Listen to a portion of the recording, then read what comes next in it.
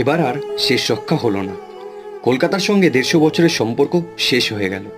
কলকাতার বুকে আর চলবে না ঐতিহ্যবাহী ট্রাম। ১৮৭৩ সালে ২৪শে ফেব্রুয়ারি কলকাতা সহ ভারতের ১৫টা শহরে ঘোড়ায় টানা ট্রাম চালু হয়েছিল। যুগের সাথে তাল মেলাতে ১৯০২ সালে ইলেকট্রিক ট্রাম শুরু হয়েছিল। আর বর্তমানে কলকাতার রাস্তায় এসি ট্রামও চলে। তবে পুরো ভারতে একমাত্র কলকাতাতেই ট্রাম চলতো, কিন্তু এবার সেটাও বন্ধ হয়ে গেল। সময়ের সাথে সাথে রাস্তাঘাটে গাড়ির সংখ্যা অনেক বেড়েছে, আর এতে রাস্তার মাঝখান দিয়ে ট্রাম চালাতে অসুবিধে হচ্ছে, বাড়ছে সাধারণ মানুষের ভোগান্তি। তাই শেষমেশ ট্রাম পরিষেবাকে পুরোপুরি বন্ধ করে দেওয়ার সিদ্ধান্ত নিয়েছে রাজ্য সরকার। সময়ের জাতাকলে ঘোড়ায় টানা গাড়ি, টানা রিক্সা অনেক আগেই হারিয়ে গেছে, আর এবার হারিয়ে গেল ট্রাম।